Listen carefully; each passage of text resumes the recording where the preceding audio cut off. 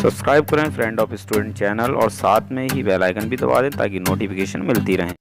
Hello प्यारे बच्चों, कैसे हो आप सभी। उम्मीद है आप सब बहुत ही अच्छे होंगे। तो स्वागत है आप सभी का आपके ही अपने YouTube channel friend of student में। तो चलिए बच्चों, फटाफट से आज की अपनी इस वीडियो क्लास को हम शुरू कर लेते हैं। तो बच्चों, प्रश्नावली 5.3 के प्रश्न नंबर 1 के हमें ये 4 पार्ट्स दे रखे हैं और हर एक पार्ट में हमें एक एक संख्या दे रखी है। ठीक है, हमें यहाँ ये बताना है कि इन संख्याओं के वर्गमूल ज्ञात करने में इकाई अंक की क्या संभावना है। तो देखो बच्चों, सबसे पहले ये समझो कि ये वर्गमूल क्या होता है।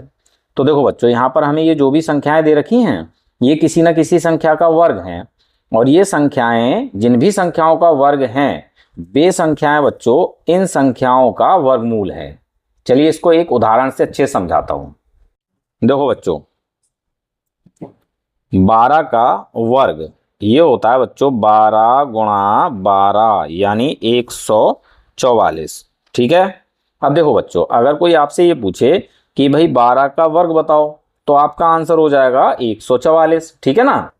और बच्चों, कोई आपसे अगर ये पूछे कि भाई 144 का वर्गमूल बताओ तो बच्चों आपका आंसर हो जाएगा 12। ठीक है, समझ में आया। एक और उदाहरण ले लेते हैं।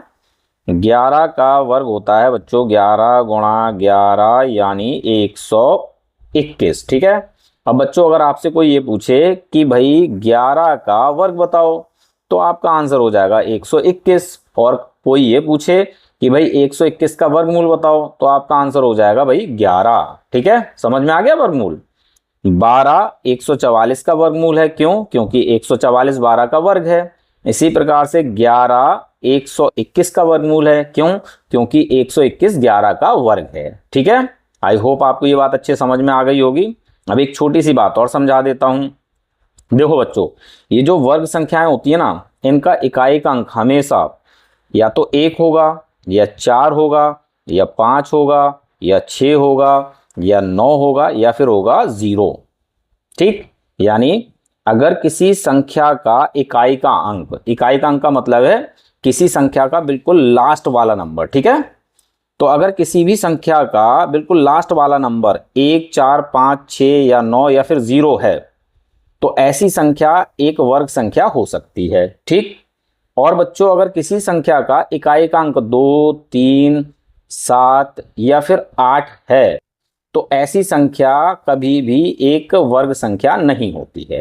ठीक है बच्चों, आई होप आपको ये बात भी अच्छे समझ में आ गई होगी। अब एक छोटी सी बात और समझा देता हूं।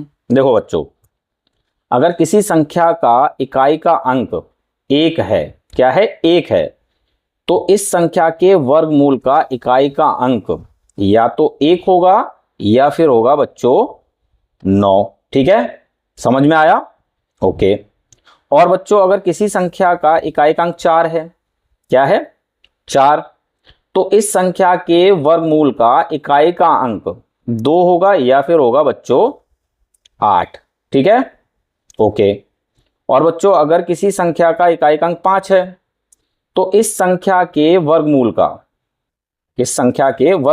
इकाई का अंक हमेशा 5 ही होगा। ठीक है, और बच्चों अगर किसी संख्या का इकाई का अंक 6 है, कितना है? 6, तो भाई इस संख्या के वर्गमूल का इकाई का अंक हमेशा 4 होगा या फिर होगा भाई 6 छंग 36 यानी 6। ठीक, किसी भी संख्या का अगर इकाई का अंक 6 है तो इस संख्या के वर्गमूल का इकाई का अंक 4 या 6 होगा। ठीक है, और बच्चों अगर किसी संख्या का इकाई का अंक 9 है तो भाई इस संख्या के वर्गमूल का इकाई का अंक 3 या 7 होगा। ठीक, और बच्चों अगर किसी संख्या का इकाई का अंक 0 है, क्या है? 0, तो इस संख्या का इकाई का अंक हमेशा 0 ही होगा। ठीक है, ये चीजें आपको ध्यान में रखनी है। क्लियर हो गया बच्चों? अब चलिए अपने प्रश्न की ओर चलते हैं। तो भाई यहां पर हमसे क्या पूछा है कि यहां ये जो भी संख्याएं दे रखी हैं इन संख्याओं के वर्गमूल में इकाई का अंक क्या हो सकता है। तो देखो बच्चों, फर्स्ट पार्ट में हमें ये जो संख्या दे रखी है इसका इकाई का अंक क्या है? 1 है, और अभी अभी मैंने बताया कि अगर किसी भी संख्या का इकाई का अंक 1 होता है तो इस संख्या के वर्गमूल का इकाई का अंक 1 या 9 होगा। ठीक है, तो वही फर्स्ट पार्ट का यहाँ हम आंसर लिख देते हैं कि भाई इस संख्या के वर्गमूल का इकाईकांक 1 या फिर 9 होगा। ठीक, अब बात करते हैं सेकंड पार्ट की। ये हो गया फर्स्ट पार्ट का आंसर। ठीक है, अब सेकंड पार्ट में बच्चों हमें ये जो संख्या दे रखी है इसका इकाईकांक क्या है, 6 है। ठीक है, और मैंने आपको क्या बताया, अगर किसी संख्या का इकाईकांक 6 है तो इस संख्या के वर्गमूल का इकाईकांक 4 होगा या फिर होगा 6। ठीक है, तो भाई सेकंड पार्ट का आंसर हो जाएगा 4 या 6। ठीक, ये हो गया सेकंड पार्ट का आंसर। अब बात कर लेते हैं थर्ड पार्ट की। तो बच्चों थर्ड पार्ट में हमें ये जो संख्या दे रखी है इसका इकाईकांक 1 है। और बच्चों अगर किसी भी संख्या का इकाईकांक 1 होता है तो इसके वर्गमूल के इकाईकांक क्या होगा, 1 या 9। ठीक है, तो भाई थर्ड पार्ट का आंसर हो जाएगा 1 या 9। ठीक, अब बात कर लेते हैं लास्ट पार्ट की यानी फोर्थ पार्ट की। तो बच्चों फोर्थ पार्ट में हमें ये जो संख्या दे रखी है इसका इकाईकांक है 5। तो भाई इस संख्या के वर्ग का इकाईकांक क्या हो जाएगा, भाई अगर किसी भी संख्या का इकाईकांक 5 है तो उस संख्या के वर्गमूल का इकाईकांक क्या होगा, 5 होगा। ठीक है, तो फोर्थ पार्ट का आंसर हो जाएगा 5, यानी फोर्थ पार्ट में जो भी संख्या दे रखी है इस संख्या के वर्गमूल का इकाईकांक हो जाएगा 5। ठीक है, यहां पर बच्चों हमारा ये क्वेश्चन हो जाता है कंप्लीट। ठीक है बच्चों, उम्मीद है सवाल आपको अच्छे समझ में आया होगा। तो मिलते हैं अपने अगले वीडियो क्लास में।